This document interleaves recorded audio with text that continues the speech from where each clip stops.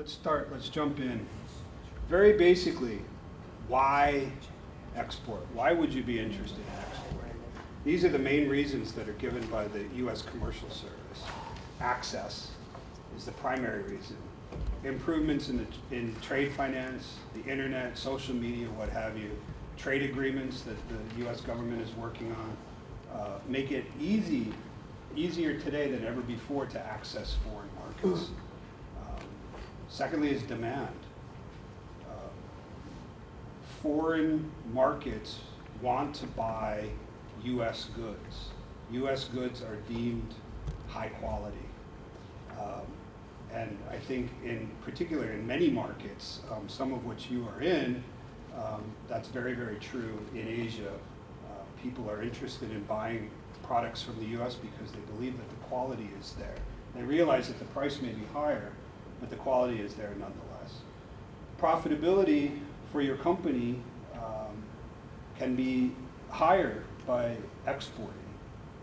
And the more sales that you have should lower your overall costs of making your goods. And it gives you a competitive advantage because you are out there in the world, you're learning things by exporting. You're doing things that your competitors aren't doing. And through that learning process, it just makes you a better company overall. Besides, also risk mitigation. What if, for example, the market in Hawaii dries up in your business for whatever reason that could be? If you're exporting, you're mitigating your risk somewhat because you have other markets to fall back on for cash flow. There's actually some fairly shocking data if you look at this. U.S. exports total $2.1 trillion. That seems like a lot of money, but compared to the entire U.S. GDP, it's less than 14%, right? And when you look at some of the other data, 6.8 million jobs supported by manufacturing. And this study says that U.S. companies that export not only grow faster, but are nearly 8.5% less likely to go out of business than non-exporting companies. But there's some more data here that I think is fantastic. Less than 1% of the 30 million companies in this country export. To me, that's sort of a mind-bending figure, right? I mean, there's other countries, think Germany, for example. I looked up just to compare what Germany was. It was something like 42% of German companies export, right? Isn't that, something's not right there when less than 1% of US companies export. So I did a quick look. It was a little bit hard to find this data, but maybe Lyle from DBET can help later.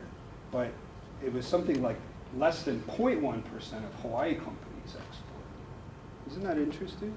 So that you have a leg up on all of your competitors if you start exporting. The other thing is there's a lot of support from the government, from the state, the federal government. We'll get to this towards the end of the day. But because it's in everybody's interest to increase exports, I think that you find that there's a lot of support for smaller companies to go out and try to export their goods and services. We'll talk about this in more detail too. Exporting from Hawaii, I come at this from the sales and marketing angle, right? And when I look at this and I look around at Hawaii and I think, Hawaii companies have this inherent advantage selling outside of Hawaii, the mainland, Asia, Europe, whatever. I look at it, think of Hawaii, the word association with Hawaii is positive all over the world, right? And I use the example like, what if you were from a place, what if you were from Transylvania, right? It's a beautiful place. Transylvania is a gorgeous place, but it's not the first thing that comes to mind when you hear about Transylvania, right?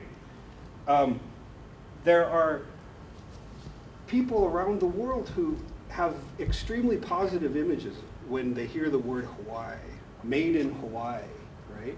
There's an emotional attachment to that word. And our companies here need to jump on that bandwagon and ride it as far as they can. Go way out of your way to say made in Hawaii, right? In your case, Dr. Davis, you would want to say, certainly made in the USA, engineered in the USA, those types of comments, right? Now, nobody in Asia is going to, you don't have word association with fantastic technology or that coming from Hawaii, but it's not a bad thing. There's not a bad association with it. But I think US engineering is a very strong thing. And you need to market that clearly, okay? Fish, very fresh fish. Everybody thinks that the waters are so clean in Hawaii, right? If you're selling fish, use it to your advantage. And again, I've learned this after working with so many companies over the years, that the companies that get involved in exporting learn so much. Things you don't even know, you don't know now. You will learn, and that will make you much more competitive locally in your home market. Okay, so this is just a brief introduction to exporting. And our next presentation is going to be David Day, Esquire, talking about legal issues. Did you want to go through your bio? And we'll jump right into your presentation.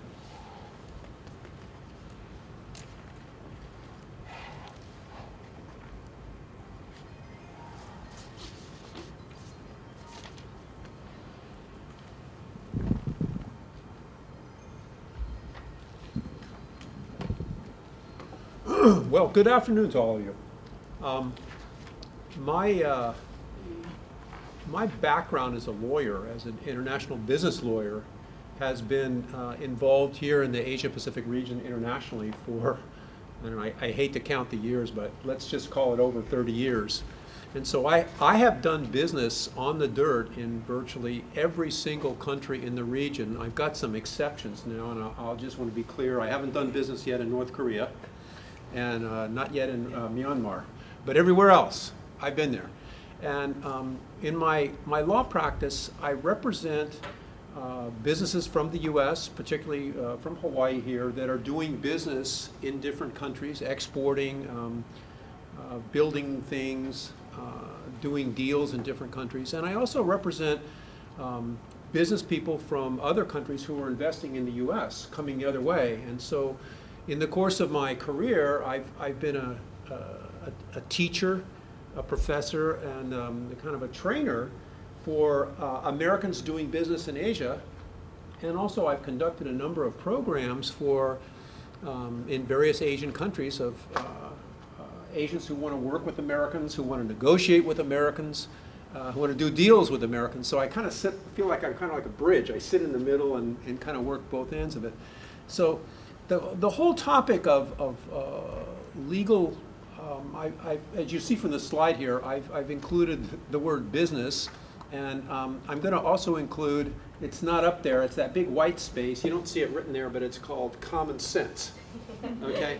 And so they all get mixed together, and I don't really want to separate out the legal piece from business or common sense, because I can tell you in the course of my career, I have seen some of the dumbest things done by people who are moving abroad, doing business abroad here. So let me ask you to imagine you could take an American business deal, and this is, we've got to start someplace really fundamental so you can picture this. So you'll see I use a lot of pictures here. But suppose you could take an American business deal, and you all know about the flavor of sashimi is affected by the sharpness of the knife. All right? So imagine if you had a sashimi knife, really sharp one, you sliced down through an American business deal and you opened it up, what would it look like? And so let me see if I can get this. This is one that's not powered here. Would you help me with that? And so you have two parties who are going to negotiate a deal, and a lot of times that's done in a business context, in a conference room, in an office or someplace. But the whole objective is to get to a contract. In the United States, we don't use what's called an MOU, or Memorandum of Understanding. The idea is you get to a contract, and so you'll see American business people, when they go to Ho Chi Minh City as an example, the goal of the trip is to come back with a piece of paper that's signed. That's the deal. And the contracts that American lawyers and business people do is really like if you could take your phone and photograph the future and then reduce it to writing. If this happens, then we do this. If that happens, then we do this. And so it's, you know, with some enforcement, it's a picture of the future. Now, if we were to take the same sashimi knife and slice down through a typical deal here in the Asia-Pacific region, we'd start out with the same two parties. However, the deal looks a lot different because the next thing that happens is you realize that the deal is not driven by a contract, it's driven by a relationship. And whoa, this is different because the first thing that happens in a relationship is there's something done to develop the relationship. And so that's either, I call it business bonding. And you see it usually in entertainment.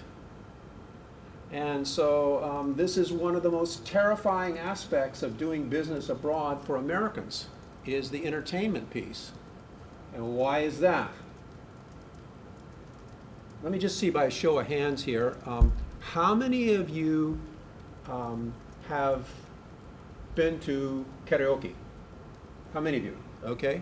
Some, not all. Okay.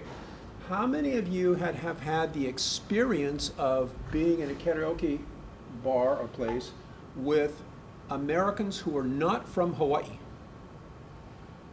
No, nobody. Okay. So this is going to be the great cultural divide between Hawaii and the mainland, and that is that I will represent to you that most Americans from the mainland, if they got to get involved in karaoke entertainment, are scared to death. Well, why is that? Shh. Americans can't sing. And they know it. Okay. Happy birthday, Christmas carols are exceptions. But other than happy birthday and Christmas carols, most Americans are not comfortable picking up a microphone in public and singing. So if you were training Americans to do business in Asia, one of the things I've done in a number of MBA courses or executive MBA courses, I say, okay, your homework for next week is you're going to come in the classroom and you're going to stand up and you're going to sing a cappella and you're going to sing 2 or 3 nightclubby songs. You can't do New York, New York. That's overused. And you can't do Happy Birthday or any Christmas carols. And I want all of you to know that is one terrifying experience. And you'll have people just shaking and scared to death. And the reason that I have them do that is I've been through that same terror. And so I know what it's like. And so better that you do it in a classroom or practice it ahead of time. So this business entertainment is where things get started. And sometimes it's not karaoke, maybe it's bowling or something else, but that is a piece of it. And as a result of this entertainment and friendship, then you start to see the development of the exchange of gifts and favors, maybe some surprise demands.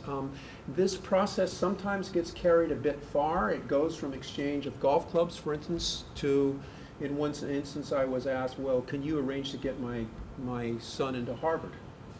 You know, as if I could do that. And then this process develops in a trust-based relationship, which then produces a contract maybe after an MOU. And the story I like to tell is one time I had some clients from Taiwan, and we showed up in Seattle. They were going to purchase one of the old, the Boeing 747-400 series, and we had a 4-page contract, and the lawyers from Boeing almost panicked because they'd never seen a contract that short to purchase a Boeing 747. Normally it was a stack of papers like several catalogs. Anyway, that's typically what it looks like, and so this is where the whole process legally gets started. And it's something that's business, it's kind of common sense, but it is also legal. And so I want to show you a film clip here that was done by, not quite yet, was done by some students of mine. This is shot in a hotel in Ho Chi Minh City. And what's going to happen in this film clip is that there's an American high technology team that is doing a deal in Ho Chi Minh City. They were from Intel, and the reason I want to show you this is where and how the deals are really done. Never mind all the fancy legal stuff, never mind all the fancy offices. This is how it's really negotiated and done. And if you'll excuse me, I want to hit the lights for just a second. You want to do the microphone?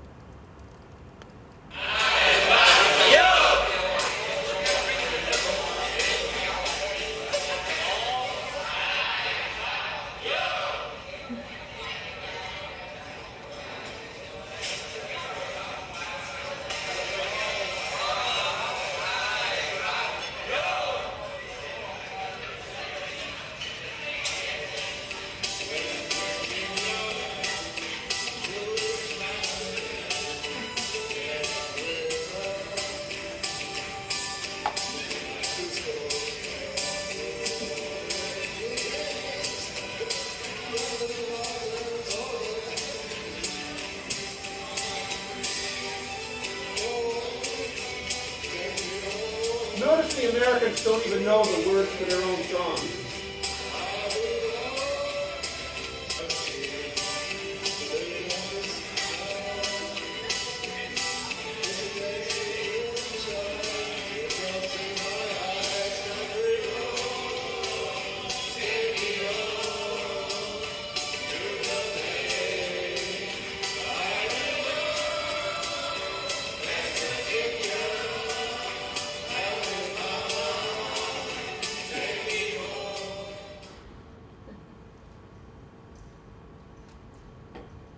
Couldn't tell what they were singing there.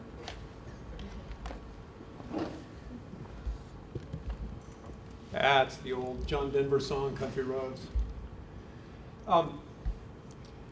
You know, they just some mental images of the photographs there of you know, the kinds of different things that are involved in entertainment.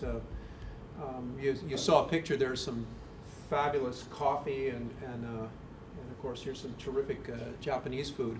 Always remember that in this gifts relationship building, this can go too far, and once you go beyond little modest business gifts, you can get involved in the U.S. Foreign Corrupt Practices Act, and it starts to look like a bribery situation. So we will get into that in some more detail in our more advanced programs, but always watch this gift situation here.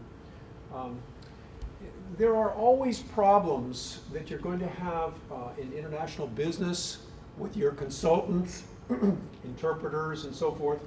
And I want you to take a look at this next film clip in just a minute here. And I want you to notice that this guy has no idea what they are telling him to do, and he's just guessing, even though it's being translated. And so, put it another way, just because you have an interpreter, just because you have an advisor, doesn't mean they make sense to you or that there's any kind of electrical communication between the ears at all.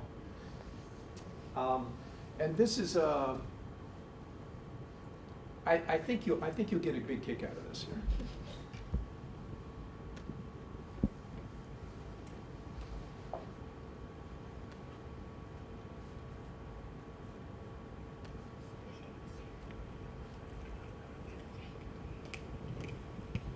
Mr. ボブさん、あなたは書斎にゆっくりと座っています。そしてテーブルの上にはサントリーウイスキーがあります。わかりますね？感情を込めてゆっくりとカメラを見て優しく、そしてあなたの古い友達に会うように言ってください。カサブランカのボギーのように君の瞳に乾杯。サントリータイム。He wants you to turn, look in camera. Okay? That's all he said? Yes. Turn to camera. All right, does he want me to turn from the right or turn from the left? 彼の方はもう準備ができてます。それでスタートがかかった時にカメラの方に振り向く時に左から振り向けばいいのか右から振り向けばいいのか、その辺のところはいかがなさいましょうかっていうことなんですけれども。どっちだっていいんだよ。もういないんだからそんなもの。時間がないんだよボブさんね。だからもう早くあなたもテンション上げてカメラ見て、カメラ目線でゆっくりとね、パッションがカメラ目にはパッションだよ。分かった？ And with intensity. Is that everything? I mean, it seemed like he said quite a bit more than that. あなたの言ってることはウイスキーのことだけじゃないんだから。わかる？古い友達に会うように優しくジェントリーにね、そして心から湧き上がってくるテンション、これ忘れちゃダメだよ。 Like an old friend and into the camera. Okay. わかった？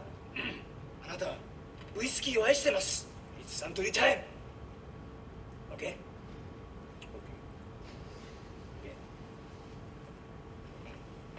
はい、本番！用意！スタート！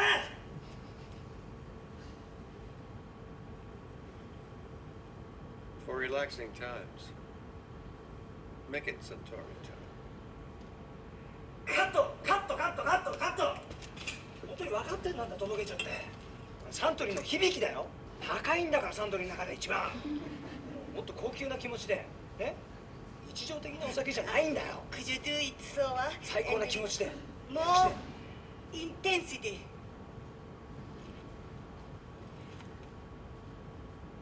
Suntory time.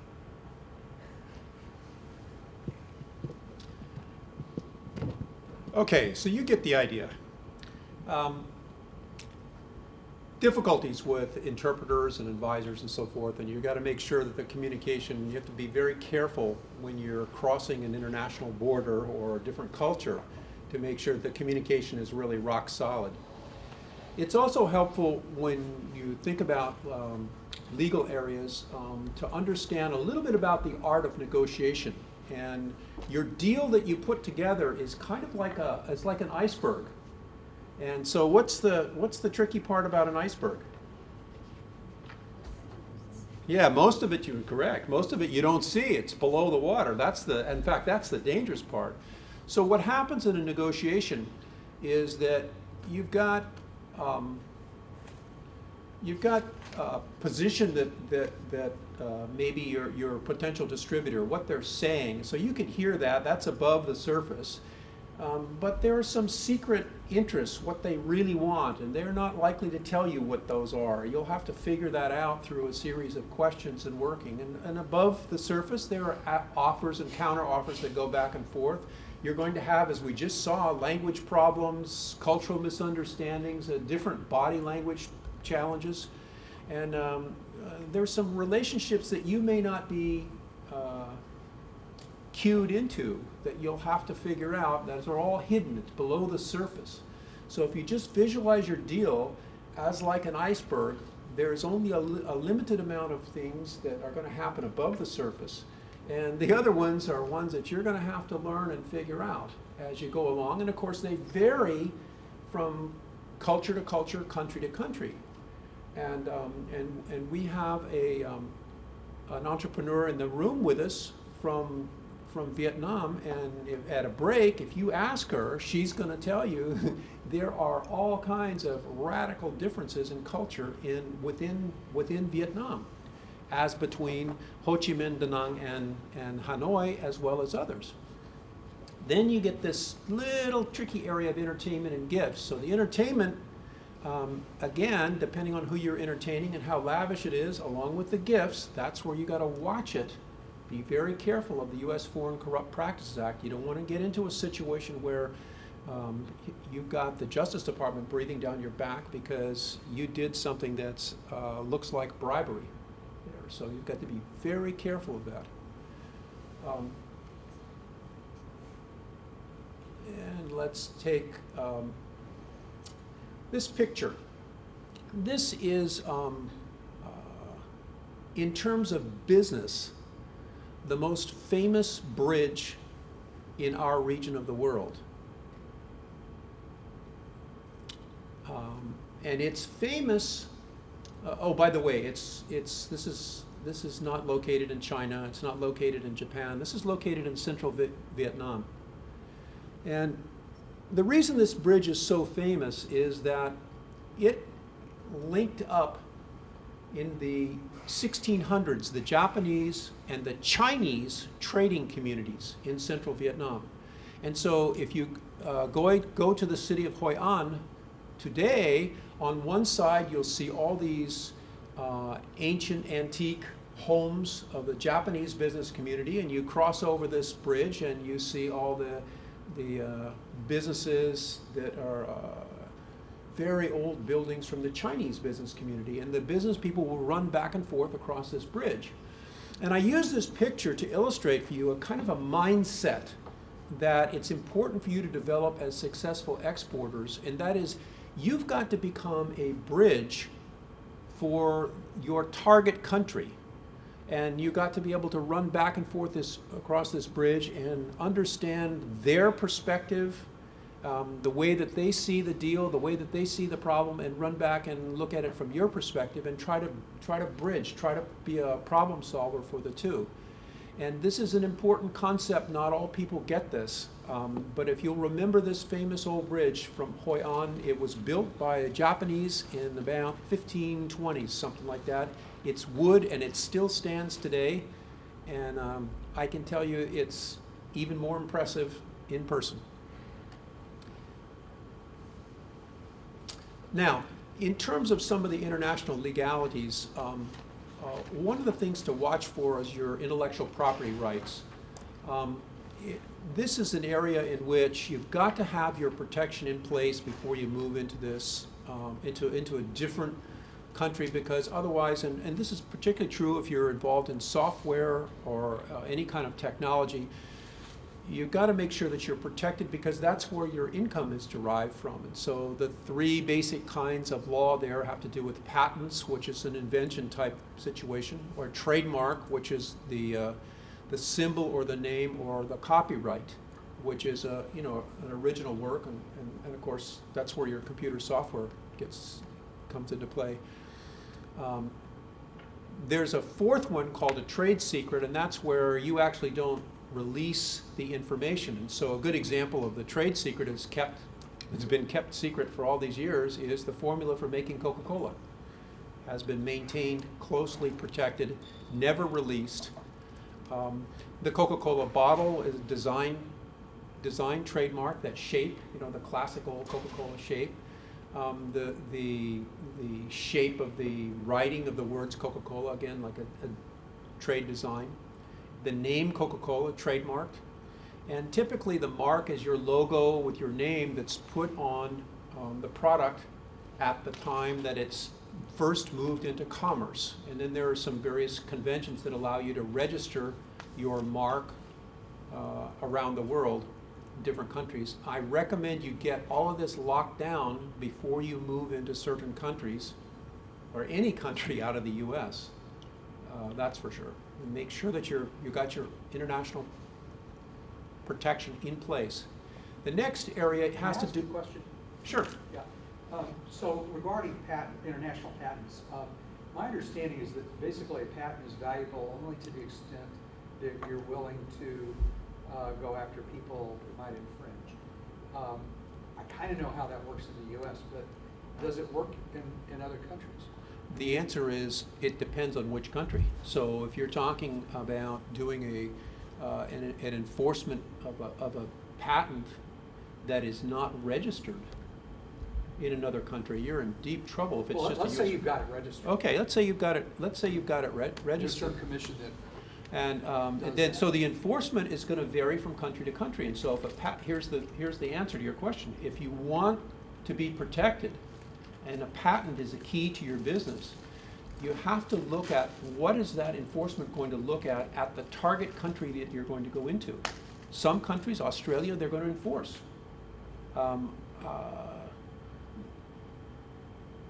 Look on the internet at Apple Computer and look at the challenges that Apple has had with its patents in China. And you'll see exactly what I'm talking about. There's a huge difference. So the answer to your question depends on the target country where you're going. Okay? Moving into the next area of international legalities, this is one where I see a lot of mistakes, and this is a pretty sophisticated piece here, and you will get from this something that's very, very important. The first piece is, if you do nothing when you do a contract, you can end up in a foreign court. Do you want to do that? No. That is very, very dangerous for you and your business. So the way to do that is to make sure that when you do a contract for any product or service that crosses an international border, you have got an arbitration clause in that contract. Why is that important? It's because there is a United Nations 1958 New York Convention which provides for reciprocal enforcement of arbitration awards, not court judgments, arbitration awards. And so in order to take advantage of this, you've got to create that arbitration clause in a contract. The beauty of this is it provides a protection, like an umbrella of protection, all over the world. There are over 166 countries that have signed on to the New York Convention, and in our region of the world, there are very few countries that have not. North Korea is one of them, and I think either Laos or Myanmar has not at the present time. A number of our island countries in the Pacific have all signed on board. This is important because if you have a problem in a country, let's say you have an Indonesian courts, you have a judgment in the United States, they will not be enforced by the courts of Indonesia, but an arbitration award would be enforced. So you want to make sure you got an arbitration clause. That's an important takeaway from this afternoon. Make sure you do this. The other piece that happens in our region of the world is the concept of mediation. And this is where you have an independent, neutral, somebody who's going to help the parties put the whole situation, repair it, get it started again. Very similar to what the mediation process is done here in the United States. The difficulty is when you're crossing an international border or with different cultures, you have to be very careful about the selection of a neutral, somebody who kind of understands both. Otherwise, you get someone who doesn't have a lot of credibility with one side or another. Now, in the legal area, I see a lot of problems with really unbelievable Ponzi schemes or some kind of unethical business practices, and you really have to pay attention to what's going on, particularly when you step out of the business milieu that you're used to operating here in the United States. And so these are simple things that you need to be, questions that you need to be asking. And make sure that there's some locker at the airport that doesn't contain your common sense before you get on the plane. Take it with you. It's very important. And so in the development of a relationship in a foreign country, you want to be careful that how you or whom you select as a business partner or some kind of representative. And this is where you've got to be very, very diligent in the selection process. Don't just do somebody's auntie or uncle who happens to live in Manila. Do your due diligence. And one of the best pieces of advice I can give you here is to use the U.S. Commercial Service, John Holman here in Hawaii, or the U.S. Commercial Service officer in the principal city in the country where you're going to help you check out, interview the potential partner or distributor. See what you can find out. And I just recently helped a graduate of one of these seminars get started with a distributor in South Korea. And we used the U.S. Commercial Service in Seoul to help check them out. They actually visited the potential distributor. And that deal became so important to the Hawaii client that when the Hawaii client sold their business, it was a tremendous piece of the value of the purchase price because they had done a very careful job of selecting their distributor in Korea, and that company added enormous value to the Hawaii business. this is basically concludes my introduction to the legal areas, the points that I think are most important for you to follow. And so, Rob, I'll turn it back over to you.